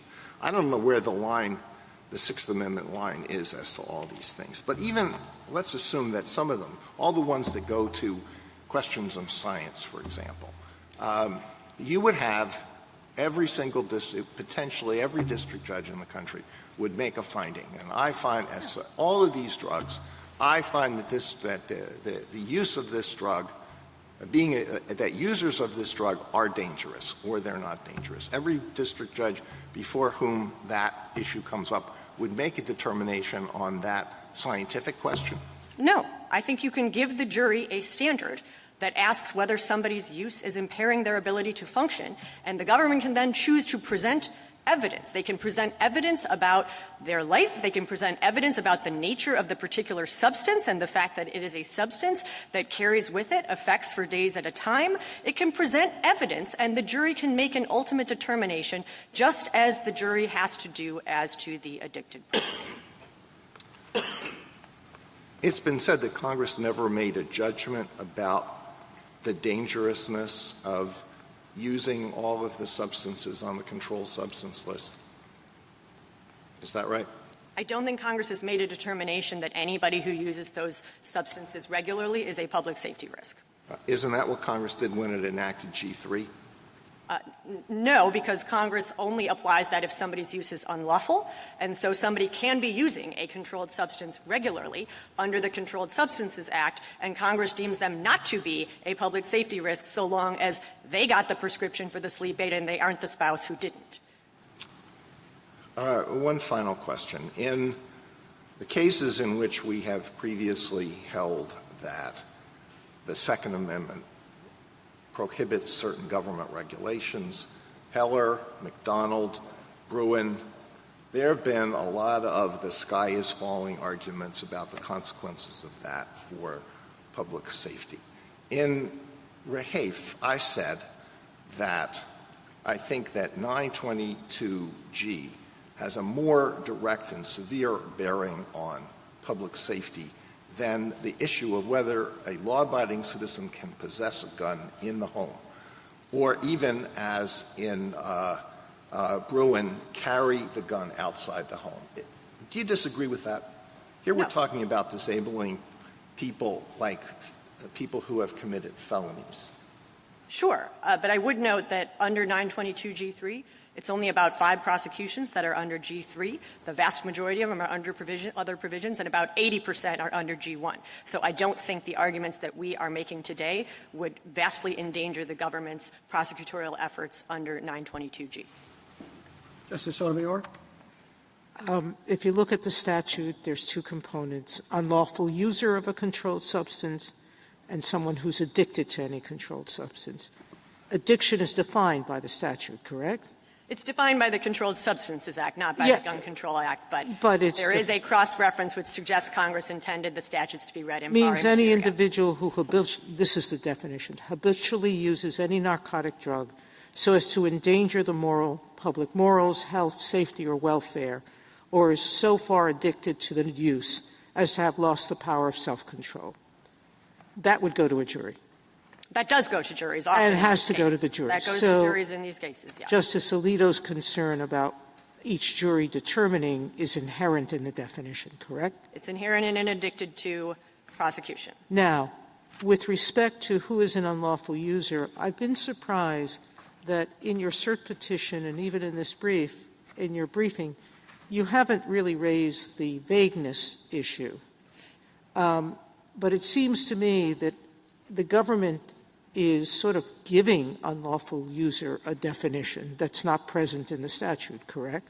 Correct, which is why we did lead with a lengthy argument in our response brief that we think the statute has an independent vagueness problem that is sort of baked into trying to analyze whether the statute is constitutional under the Second Amendment. If you don't know exactly what it means, that's its own problem. Historically, the only thing that was ever given meaning to was a habitual drunkard, correct?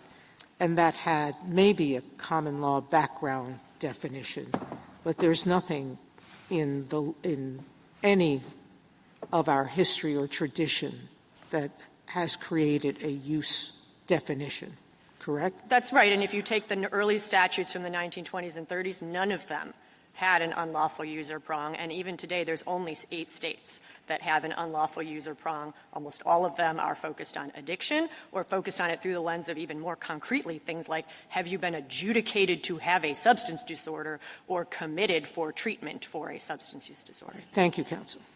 Justice Kagan?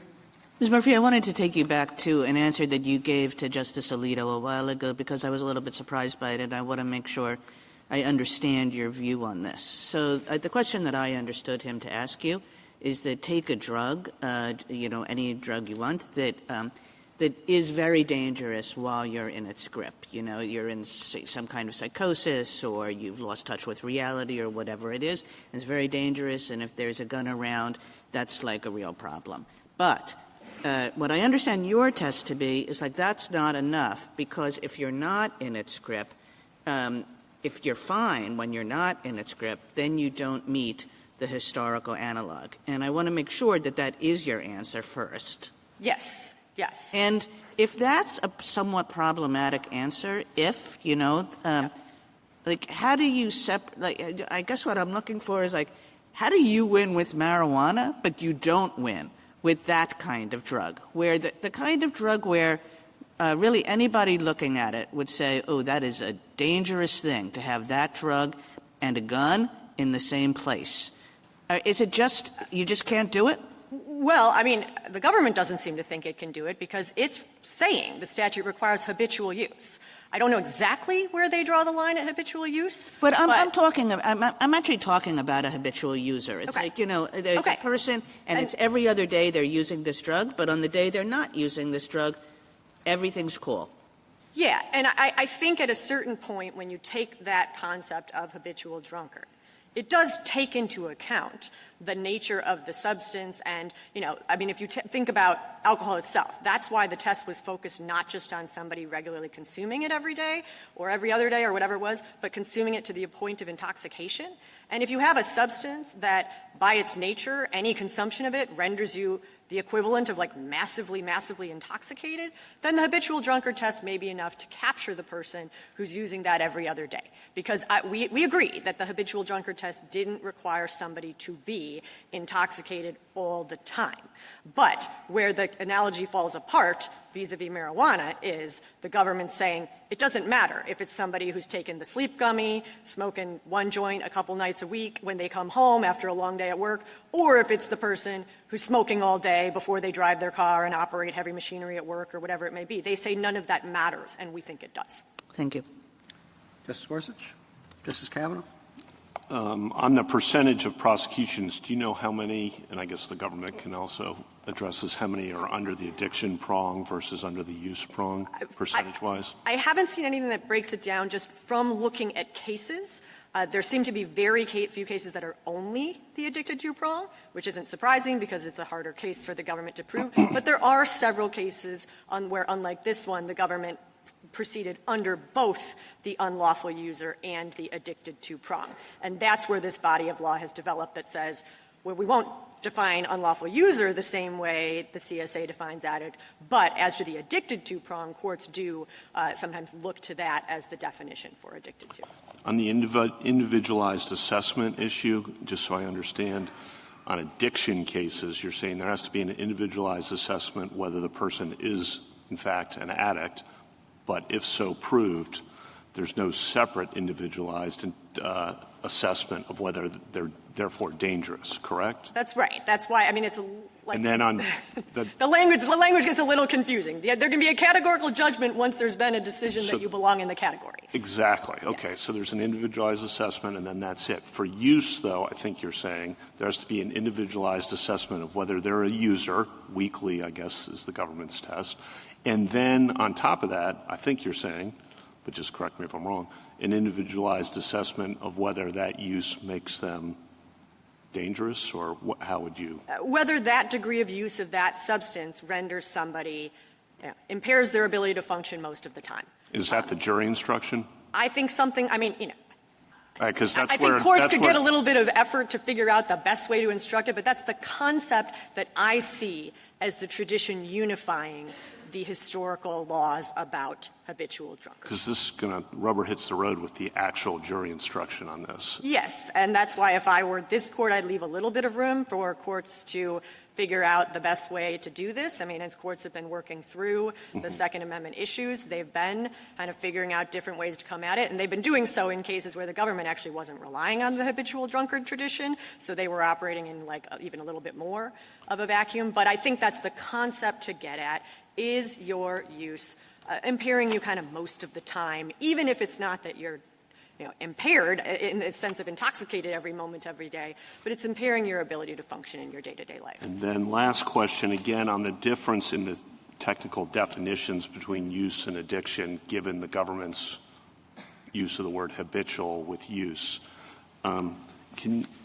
Is there such a person? Can there be a person who habitually uses who does not habitually use so as to endanger the public morals? Sure. I mean, I think if you think about marijuana use, like somebody could be, I mean, I guess it all depends what you mean by habitual user. Well, it may depend what you mean by public morals, but that's the statutory term, and I've seen jury instructions, got looked at some, that actually use the phrase public morals. I'm not sure what that means. And look, like, I would probably resist in an addicted to case whether that particular language about public morals really maps on to the conception of dangerousness that matters here. But if you kind of focus in particular on are you endangering public safety, I think that gets you there, and that is part of the definition. Thank you. Justice Barrett. Justice Jackson. Thank you, counsel. Rebuttal, Ms. Harris. Thank you, Mr. Chief Justice. I'd like to contrast where this court might go with respect to people who present a special danger of misuse.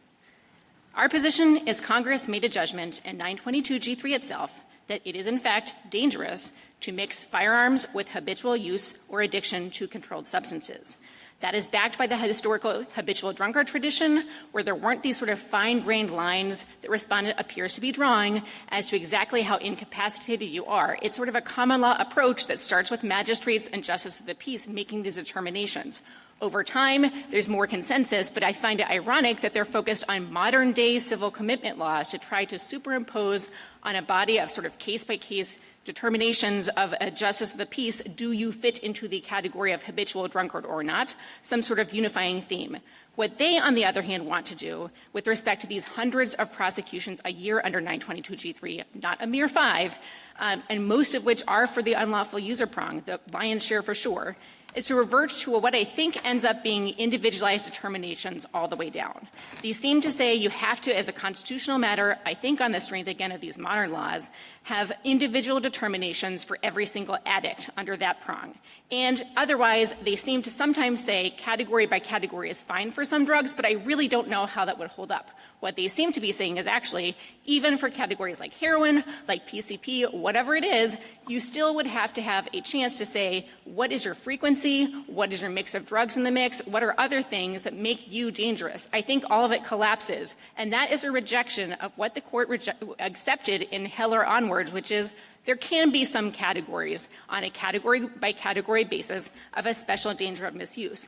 I think where does this leave the rest of the inquiry? It certainly creates a mess of 922G3. I think what we've heard about are mini trials in every single case in an attempt to capture Justice Kagan's hypothetical of like the hallucinogenic, non-addictive drug. Is that sufficiently similar to the effect of alcohol on founding era generation people who were sufficiently drunk sufficiently amount of the time in the same way as alcohol to be sufficiently dangerous for this purpose. I don't know how anyone would figure that out, but certainly what's happening now is not district courts finding an easy time of it, as Chief Judge Colleton's recent dissent in Lavina indicates. It's just remands all the way down with no really good way to proceed and making all these kind of pharmacological judgments that are very, very difficult for district courts and really do end up being individual determinations. Where does this leave the rest of 922G? I think that's a real problem also with respondents' approach. It's not just apparently for 922G3 where there has to be what will back into individualized tailoring and a mess of a position. I think this is all the way down from G1 felons, every single category of felons, even the serial murderer, you would have to be able to second guess. Is that person really dangerous? Is that a good proxy? How many people? What other kinds of offenses? To G2, the fugitive, if you're just out for a couple of days, are you really a dangerous fugitive who should be disarmed? To G4, with respect to mental illness, I think the questions just cascade from there and make an absolute hash of the 922G framework, which has been something the government has relied on to deal with more than, as Justice Alito's dissent in Rahafe notes, something that is a cornerstone of violence prevention. Third, I don't think you can shortcut to who knows what a habitual user is. And how I think courts of appeals have provided a good yardstick for this. There is no confusion on this. The distinction between a habitual user and an addict is both very real and important. A habitual user, again, is judged by the frequency of their use. We're at the indictment stage here. The government will have to prove beyond a reasonable doubt to a jury that the frequency of use here, which again is concededly multiple times a week of an illegal substance, marijuana, is in fact habitual use under the way courts of appeals have interpreted this. I don't think that's confusing. I think the knowledge requirement presents a large amount of checks, and I think that does real work vis-a-vis the addict prong, which deals with people who can't control their urges, even if they're not currently using the substance. The two work in tandem, and the fact that respondent seems to acknowledge that perhaps lots of these unlawful users can in fact be constitutionally prohibited from possessing firearms, at least only during the period of their habitual use, I think is a problem for respondents' position. Because if all they have at that point is this mess of individualized determinations, then the category-by-category approach is out the window for every single drug, no matter how dangerous, no matter how different it is from alcohol, even if it is the most dangerous hallucinogenic drug that even if you use it once a week causes hallucinations at unpredictable periods going forward. I think that is the approach that is risked here, and the better course is to say habitual drunkards are a valid tradition. You do not have to exactly match the degree of alcohol impairment to fit in that tradition. Thank you. Thank you, counsel. The case is submitted.